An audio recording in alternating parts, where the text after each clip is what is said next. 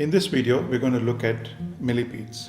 According to fossil records, millipedes appear to be the first animal to breathe atmospheric oxygen and transition from living in water to living on land. The first known millipede fossil dates back to the Silurian period, approximately 430 million years ago. The word millipede derives from Latin for 1,000 feet. They are the oldest known land animals. But the first millipede to have more than 1,000 legs was found only in 2020. Until recently, the highest number of legs ever counted on a millipede was around 750. In 2020, a team of researchers performing an environmental impact survey for a new mine in Western Australia discovered a record-breaking species of millipede. This species is found to have over 1,300 legs, and it was found at depths of 40 to 50 meters deep in the earth. No wonder it wasn't discovered so far. Millipedes are very shy creatures. They lay up to 300 eggs in a nest underground. The eggs hatch after a few weeks and they have no legs. They molt very soon, and after the first molt, they have 3 pairs of legs. And as they grow, they continually molt, adding segments. This mode of development is known as anamorphous. They may live from 1 to 10 years depending on the species. Millipedes burrow into the soil to find shelter and to find food and to lay eggs. There are generally 3 styles of burrowing called bulldozing, wedging, and boring. Where earthworm populations are low, millipedes play an important role in facilitating microbial decomposition of the leaf litter. That is why please do welcome millipedes in your garden if you see them. They do not bite you and they're not poisonous to human beings, or at least they're not fatal. But if you encounter one or happen to touch one, be sure to wash your hands. Millipedes have a self-defense, and their first mode of defense is to curl up into a tight coil.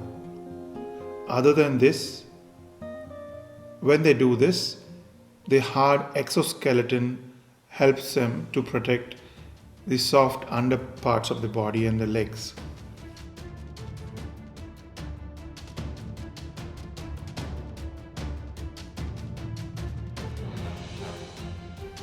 Here we see a hunting party scouting for food for the colony.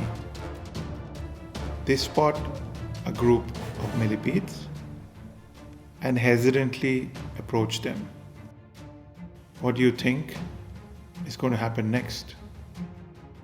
The millipedes are capable of defending themselves by secreting chemicals such as hydrogen cyanide, which is poisonous.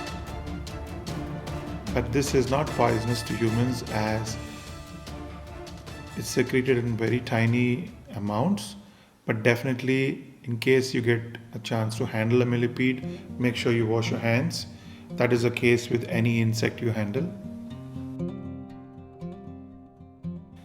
Millipedes defend themselves by secreting chemicals from the pores along the body called oesopores. Here you can see the rhythmic movement of the legs of the millipede.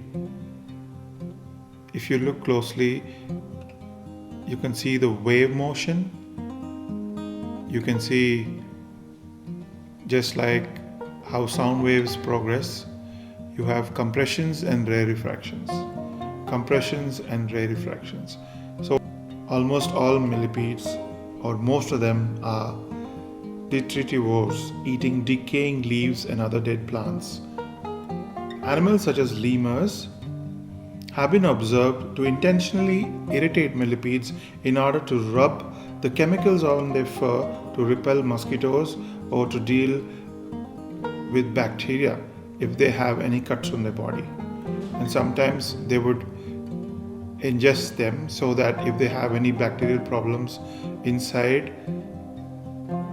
So when you see millipedes in your garden, don't worry, they're not going to eat away your plants, but actually they help to decompose leaf litter, which is in turn good for your plants. Antisemitism is the advertising of an animal to protect itself from potential predators that is not worth attacking or eating. This unprofitability may consist of any defense which makes the prey difficult to kill and eat, such as toxicity, venom, foul taste, or smell. Some species are bioluminescent.